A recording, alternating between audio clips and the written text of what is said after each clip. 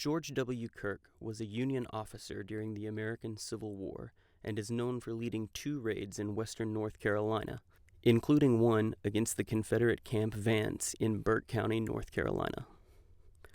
George Kirk was born in Greene County, Tennessee on June 25, 1837, and was a carpenter by trade.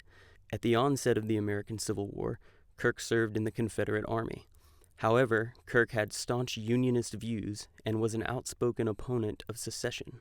After a brief stint in the Confederate Army, Kirk deserted and joined the United States Army.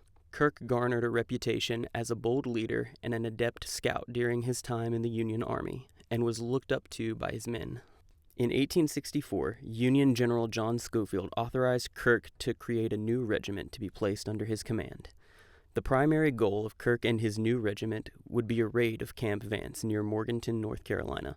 Camp Vance was of strategic importance to the Confederacy, not only because it housed several hundred Confederate soldiers, but also Camp Vance served as a prison camp for Union loyalists and deserters of the Confederate Army.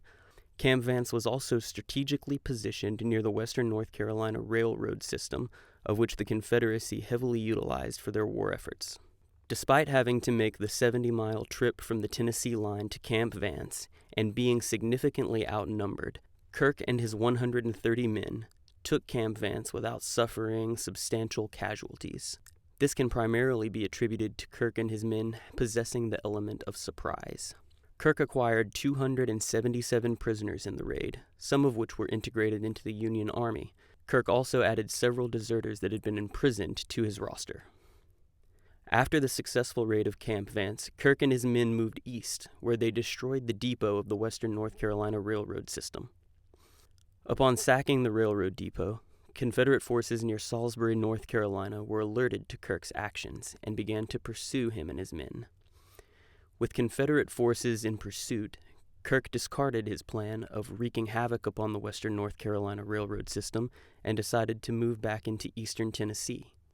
Confederate forces caught up to Kirk 14 miles west of Morganton, but Kirk and his men had the high ground and had little trouble repelling the pursuers.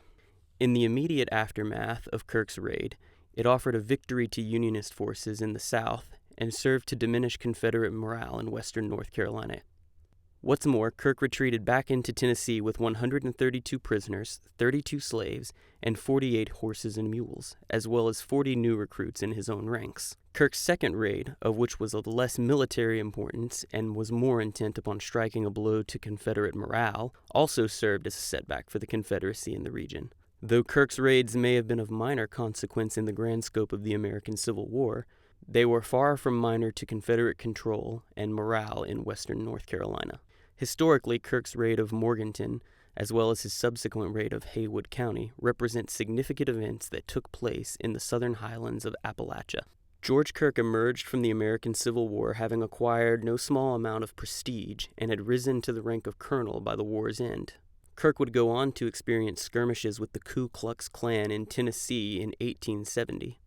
Kirk's raid of Camp Vance near Morganton, North Carolina, is a significant occurrence as it relates to the subject of Southern Appalachian history. Kirk and his men dealt a significant blow to western North Carolina Confederate forces, as well as to the transportation networks utilized by the Confederacy from the western North Carolina railroad system. Kirk's subsequent raid of Haywood County, North Carolina, also dealt a blow to the Confederate morale in the region. It is historically accepted that decreased morale in the South during the time of the American Civil War, particularly as it relates to the Confederate government, played a large role in the Confederacy ultimately losing the war. Kirk and his men played a significant role in this decreased morale.